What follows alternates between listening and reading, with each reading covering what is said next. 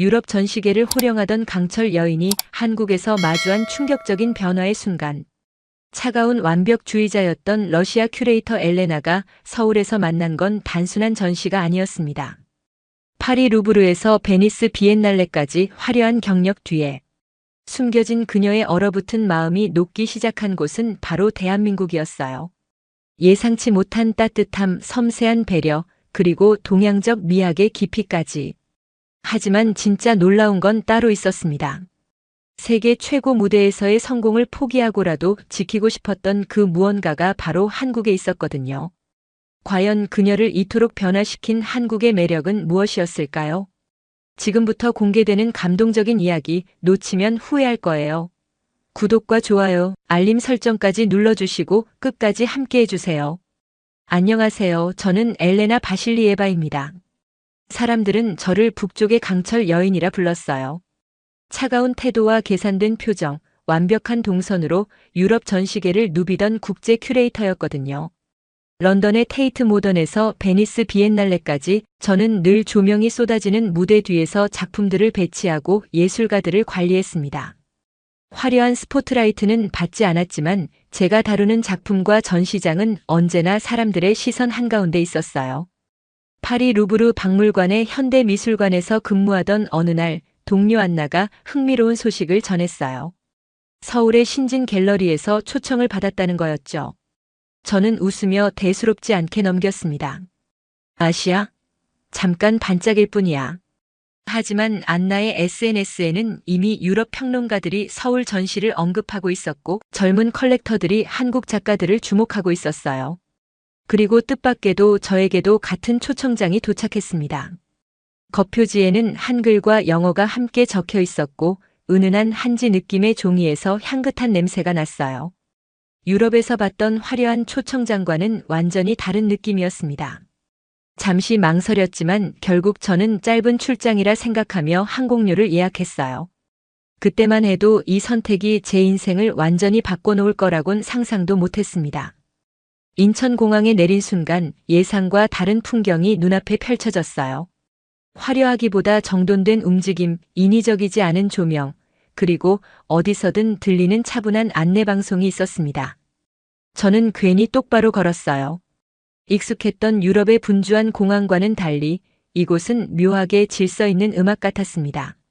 사람들의 발걸음도 직원들의 움직임도 심지어 안내방송의 톤까지도 모든 게 조화롭게 흘러가고 있었어요. 공항 리무진을 타고 서울 시내로 향하면서 창밖으로 보이는 풍경에 점점 빠져들었습니다. 높은 빌딩들 사이로 보이는 산들, 네온 사인과 전통 건물이 자연스럽게 어우러진 모습들이 신기했어요. 그날 밤 호텔에서 저는 처음으로 이상한 설렘을 느꼈습니다. 15년간 유럽 전시계에서 일하면서도 느껴보지 못했던 새로운 감정이었어요. 마치 얼어붙었던 제 마음 깊은 곳에서 무언가가 녹기 시작하는 것 같았습니다. 다음 날 아침 강남의 한 전시장에서 첫 번째 일정이 시작되었어요. 평소처럼 작품 목록을 점검하고 설치 상황을 확인하려던 저는 모든 사람들의 시선이 한 사람에게 향하고 있다는 걸 느꼈습니다. 그가 바로 전시 기획자 김도윤이었어요. 검은 셔츠 차림에 말수가 적었지만 공간을 움직이는 방식이 달랐습니다. 소리를 높이지 않아도 스태프들이 그의 눈짓과 짧은 지시에 따라 자연스럽게 움직였거든요. 유럽에서 봤던 기획자들과는 완전히 다른 스타일이었어요. 그는 저에게 다가와 단정한 영어로 인사했습니다. 한국에 오신 걸 환영한다고 하면서 제 작품 해석에 대해 이미 들어봤다고 하더라고요. 놀랍게도 그는 제가 파리에서 기획했던 빛과 그림자 전시에 대해서도 알고 있었어요.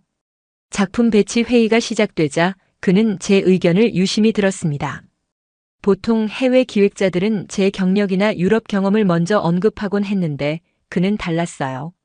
대신 제가 설명 중에 사용한 빛의 결이라는 단어에 반응하면서 당신이 보는 시각이 흥미롭다고 했습니다. 그 한마디가 너무 낯설게 다가왔어요. 늘 이성적이고 차갑다는 평가만 받아온 저에게 누군가가 제 안의 감각을 주목한 건 정말 처음이었거든요. 회의실 벽면에는 한국 전통 창호지로 만든 조명이 걸려 있었는데 그 은은한 빛이 김도윤의 옆모습을 부드럽게 감싸고 있었습니다. 저는 괜히 그 모습을 오래 바라보게 되었어요. 점심시간에 그는 저를 근처 한식당으로 안내했습니다. 메뉴 설명을 하면서도 강요하지 않았고 제가 선택할 수 있도록 시간을 줬어요. 비빔밥을 주문한 저에게 그는 젓가락 사용법까지 자연스럽게 알려줬습니다. 식사 중에 그가 물었어요. 한국에 대한 첫인상이 어떠냐고. 저는 솔직하게 대답했습니다. 예상보다 훨씬 체계적이고 세련되다고, 특히 사람들의 배려심이 인상적이라고 했어요. 그러자 그는 미소를 지으며 말했습니다. 한국 사람들은 마음을 표현하는 방식이 다르다고, 직접적이지 않지만 진심을 담아서 표현한다고 하더라고요. 그 말을 들으니 왜 그의 모든 행동이 과하지 않으면서도 따뜻하게 느껴졌는지 이해가 됐어요. 오후에는 전시장 곳곳을 둘러보며 작품 배치를 최종 점검했습니다. 김도윤은 제 의견을 들은 후 즉석에서 몇 가지 수정 지시를 내렸는데 그 결과가 놀라웠어요. 작품들이 훨씬 생동감 있게 보였거든요. 하루 일정이 끝나갈 무렵 그는 시간이 되면 내일 서울의 북촌을 보여주고 싶다고 했습니다. 전시와 관련된 건 아니지만 한국의 전통적인 미감을 이해하는 데 도움이 될 거라고 하면서요. 저는 잠깐 망설였어요. 업무가 아닌 개인적인 시간을 함께 보내자는 제안이었거든요. 하지만 그의 진지한 표정을 보니 단순한 친절이 아닌 진심 어린 추천임을 알 수 있었습니다.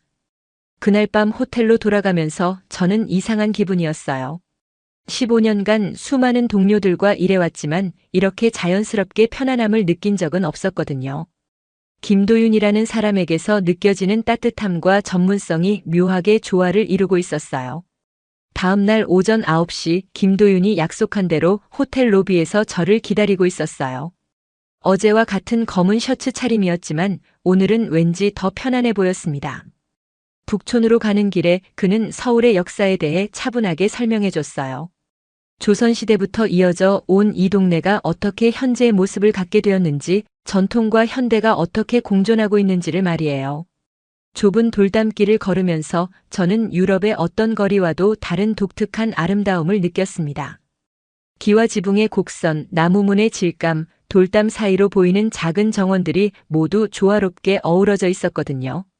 김도윤은 걸음을 멈추고 한 전통 가옥을 가리켰습니다. 이곳은 화려함보다 오래 바라볼수록 깊어진다고 하더라고요.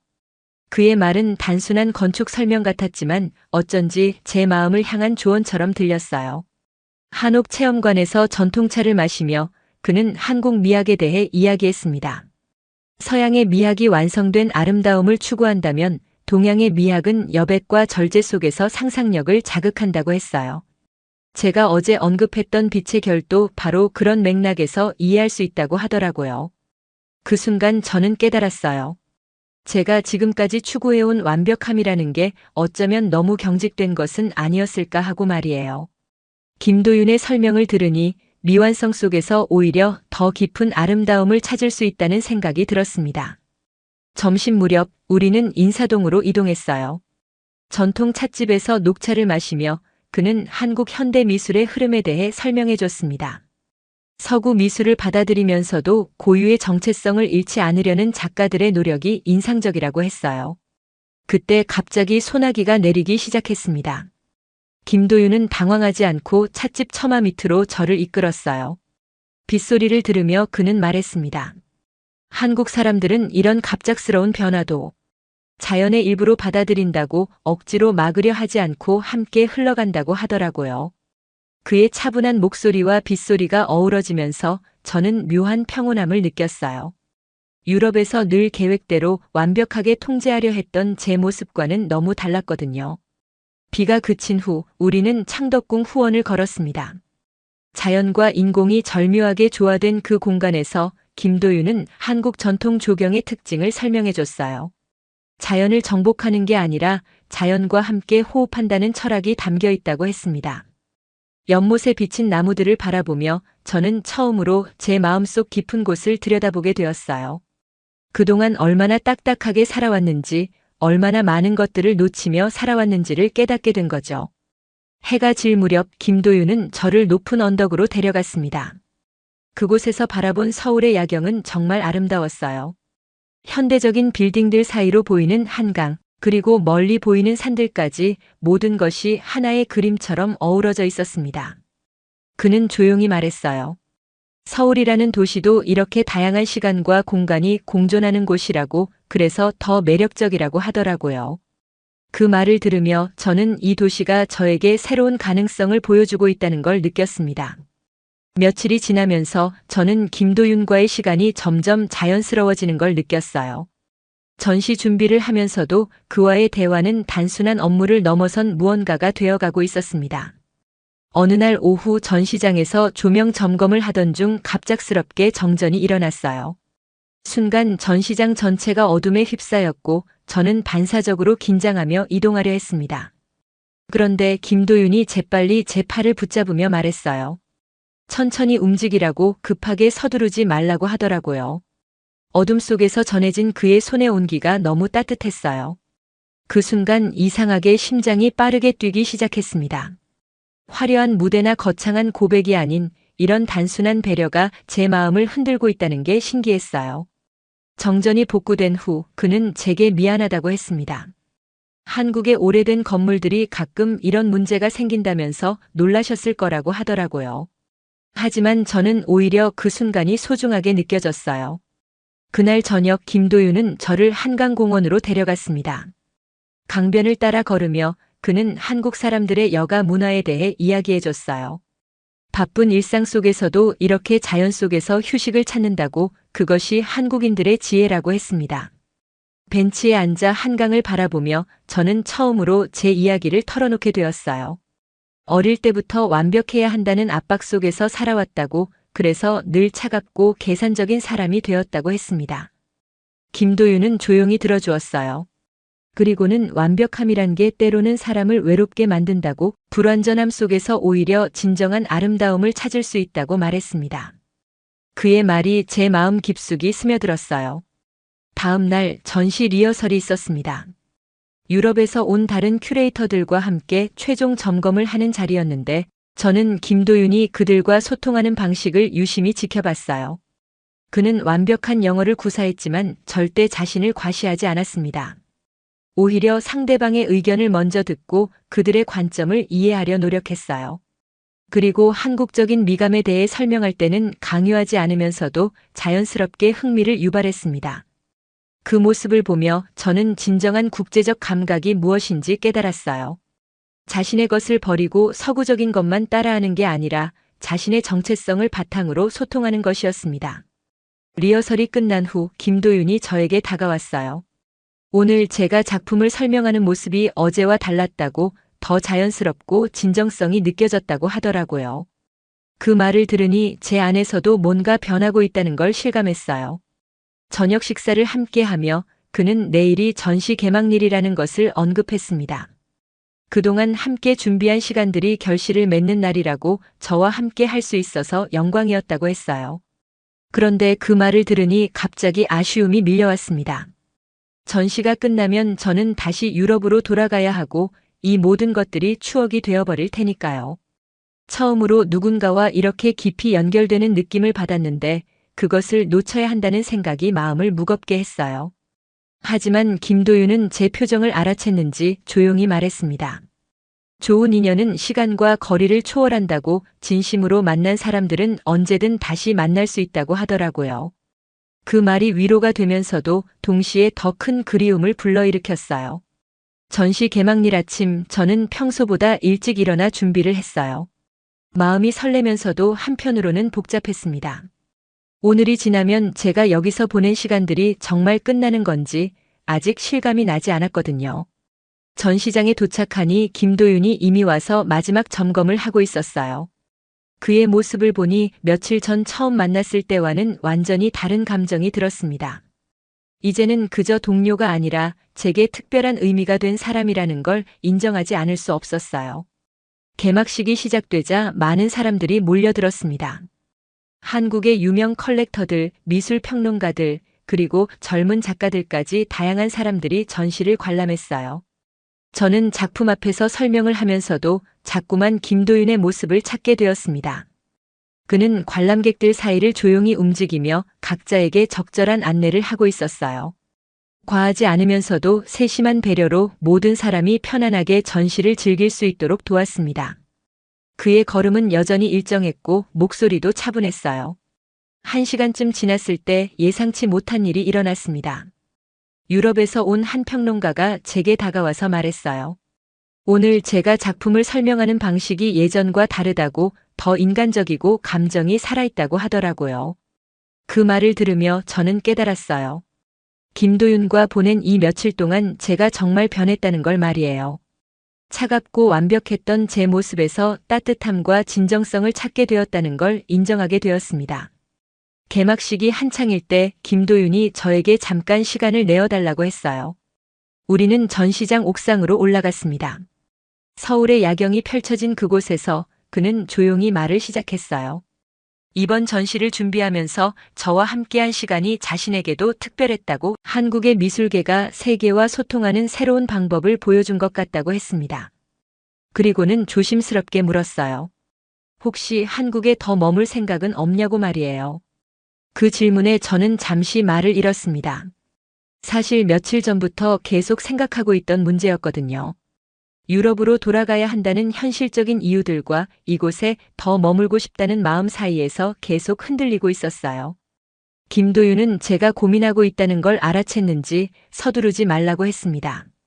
중요한 결정은 충분히 생각해서 내려야 한다고, 무엇보다 제 마음이 원하는 바를 찾는 게 중요하다고 하더라고요.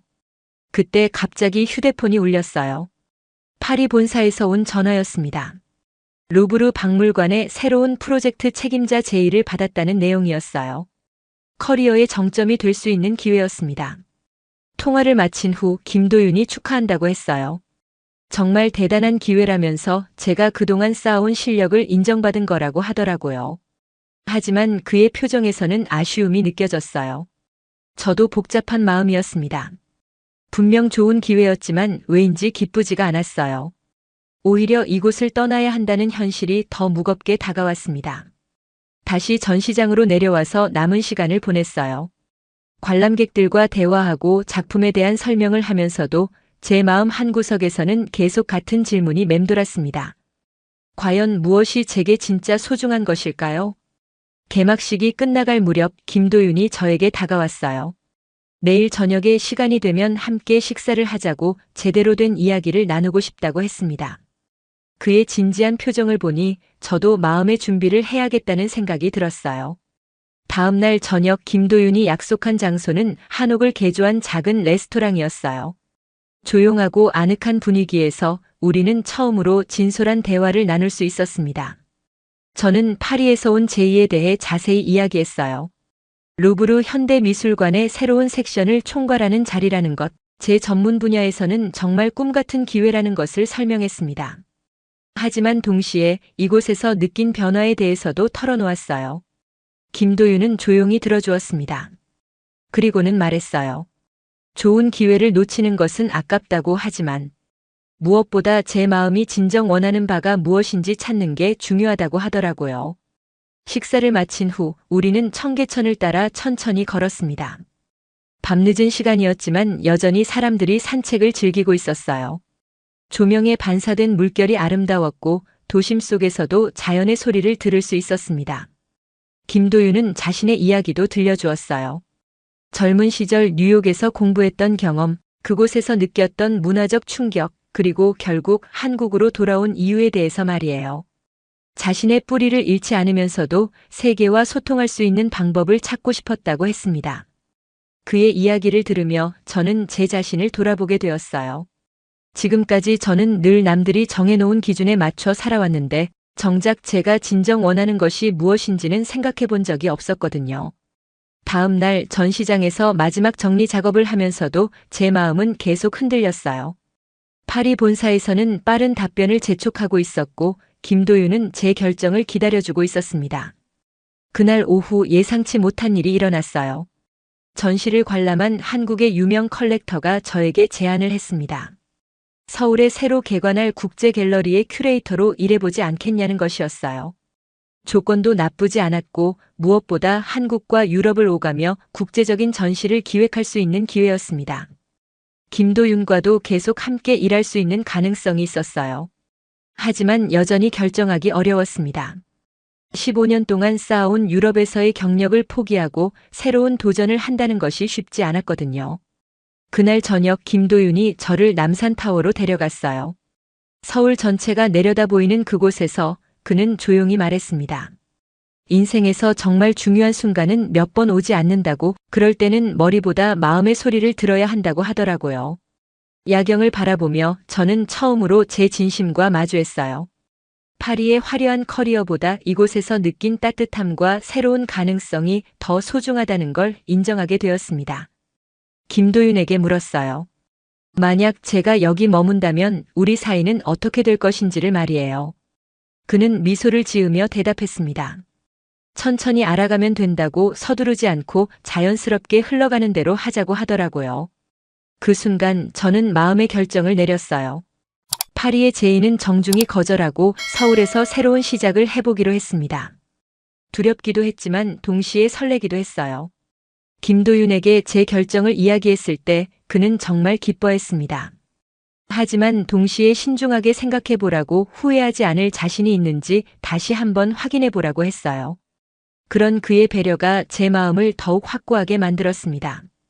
그날 밤 호텔에서 파리 본사에 거절 의사를 전달했어요. 그리고 한국 갤러리에는 긍정적으로 검토해보겠다는 답변을 보냈습니다. 처음으로 제 마음을 따른 선택이었어요. 결정을 내린 후 며칠이 지나자 제 주변 상황이 급속도로 변하기 시작했어요. 파리 본사에서는 아쉬움을 표했지만 제 결정을 존중해 주었고, 한국 갤러리와는 구체적인 계약 조건을 논의하게 되었습니다. 김도윤은 제가 한국 생활에 적응할 수 있도록 여러 방면으로 도움을 주었어요. 아파트 구하는 일부터 은행 계좌 개설, 그리고 한국어 학습까지 하나하나 세심하게 챙겨주었습니다. 새로운 갤러리의 대표를 만나는 자리에서 저는 제 비전을 구체적으로 제시했어요. 동서양의 미술을 자연스럽게 융합시키는 전시, 젊은 작가들에게 국제적 무대를 제공하는 프로그램, 그리고 일반 대중들이 더 쉽게 현대 미술에 접근할 수 있는 교육 시스템을 제안했습니다. 갤러리 대표는 제 제안에 깊은 관심을 보였어요. 특히 유럽에서의 경험과 한국에서 느낀 새로운 관점을 결합한 아이디어들을 높이 평가했습니다. 계약 조건도 예상보다 좋았고, 무엇보다 창의적인 자유를 보장해준다는 점이 마음에 들었어요. 첫 번째 프로젝트로는 경계를 넘나드는 시선이라는 주제의 국제그룹전을 기획하게 되었습니다. 한국, 유럽, 그리고 다른 아시아 국가의 작가들이 함께 참여하는 전시였어요. 김도윤도 공동 기획자로 참여하게 되어 함께 일할 수 있는 기회가 생겼습니다. 준비 과정에서 우리는 자연스럽게 많은 시간을 함께 보내게 되었어요. 작가 선정부터 작품 배치, 카탈로그 제작까지 모든 과정을 함께 논의하면서 서로의 전문성을 인정하고 배워가는 시간이었습니다. 김도윤의 섬세한 감성과 제 체계적인 기획력이 조화를 이루면서 예상보다 훨씬 완성도 높은 전시가 만들어져 갔어요. 무엇보다 즐겁게 일할 수 있다는 것이 새로웠습니다. 어느 날 저녁 작업을 마치고 함께 식사를 하던 중 김도윤이 조심스럽게 물었어요. 한국에서의 생활이 어떠냐고, 후회는 없냐고 말이에요. 저는 확신을 가지고 대답했습니다. 지금까지 내린 결정 중 가장 잘한 선택이라고요. 그는 안도하는 표정을 지으며 자신도 저와 함께 일할 수 있게 되어 행복하다고 했습니다. 그리고는 개인적인 감정과 업무를 분리해서 생각해야 한다고, 서로에게 부담이 되지 않았으면 좋겠다고 하더라고요. 저는 그의 배려심이 고마웠지만 동시에 아쉽기도 했어요. 사실 저희 사이의 감정이 단순히 업무적인 것만은 아니라는 걸 둘 다 알고 있었거든요. 전시 개막일이 다가오면서 언론의 관심도 높아졌습니다. 유럽에서 온 큐레이터가 한국에서 새롭게 시작하는 프로젝트라는 점에서 많은 주목을 받았어요. 인터뷰 요청도 들어오고 미술계 인사들의 기대도 커졌습니다. 프레스 프리뷰 당일 예상보다 많은 사람들이 참석했어요. 작가들, 컬렉터들, 평론가들, 그리고 일반 관람객들까지 다양한 사람들이 전시를 관람했습니다. 제가 기획한 의도대로 서로 다른 문화권의 작품들이 자연스럽게 대화하는 모습을 보여줄 수 있었어요. 한 평론가가 제게 다가와서 말했습니다. 이런 방식의 큐레이팅은 처음 본다고, 작품들 사이의 연결고리가 매우 흥미롭다고 하더라고요. 김도윤의 아이디어와 제 경험이 결합된 결과라고 설명했더니 두 사람의 협업이 만들어낸 시너지가 대단하다고 칭찬해 주었어요. 개막식이 성공적으로 끝난 후 김도윤과 저는 조용한 카페에서 차를 마시며 하루를 정리했습니다. 첫 번째 프로젝트가 성공적으로 마무리된 것에 대한 안도감과 함께 앞으로의 계획에 대해서도 이야기했어요. 그는 말했습니다. 저와 함께 일하면서 많이 배웠다고 앞으로도 좋은 파트너가 되고 싶다고 하더라고요. 저도 같은 마음이었어요. 단순한 동료를 넘어서 서로를 이해하고 존중하는 관계로 발전하고 있다는 걸 느꼈습니다. 한국에서의 첫 번째 전시가 성공을 거둔 지 6개월이 지났어요. 그동안 저는 서울에서의 새로운 삶에 점점 적응해 가고 있었습니다. 한국어도 일상 대화는 가능할 정도로 늘었고 이 도시의 리듬도 자연스럽게 몸에 배어가고 있었어요. 김도윤과의 관계도 깊어져 갔습니다. 처음에는 업무적인 파트너십에서 시작되었지만 이제는 서로의 일상을 나누는 소중한 사이가 되었어요. 함께 전시를 준비하고 작가들을 만나고 때로는 조용한 카페에서 차를 마시며 예술과 인생에 대해 이야기하는 시간들이 제게는 가장 행복한 순간들이었습니다. 어느 봄날 저희는 두 번째 프로젝트인 시간의 층이라는 전시를 준비하고 있었어요. 전통과 현대를 아우르는 작품들로 구성된 전시였는데 특히 한국의 젊은 작가들에게 국제적 무대를 제공한다는 의미가 컸습니다. 그런데 그날 예상치 못한 소식이 들려왔어요. 베니스 비엔날레의 한국관 커미셔너에서 제게 연락이 온 것입니다. 차기 비엔날레의 공동 큐레이터로 참여해달라는 제안이었어요. 베니스 비엔날레는 세계에서 가장 권위 있는 현대미술 전시 중 하나입니다. 큐레이터로서는 꿈꿀 수 있는 최고의 무대였어요. 하지만 이 제안을 받아들이려면 1년 동안 베니스와 유럽을 오가며 준비해야 했습니다. 김도윤에게 이 소식을 전했을 때 그는 진심으로 축하해 주었어요. 정말 대단한 기회라면서 제가 그동안 쌓아온 실력을 국제적으로 인정받은 거라고 했습니다. 하지만 동시에 그의 표정에서 아쉬움도 느낄 수 있었어요. 며칠 동안 저는 깊은 고민에 빠져들었습니다.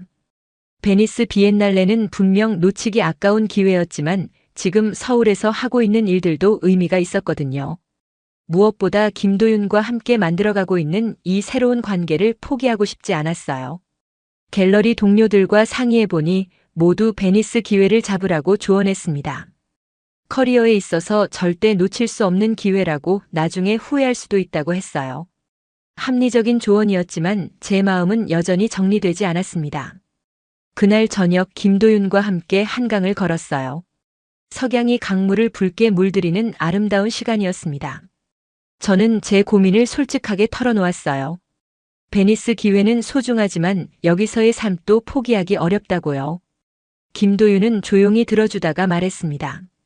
인생에서 모든 기회를 다 잡을 수는 없다고 때로는 선택을 해야 한다고 하더라고요.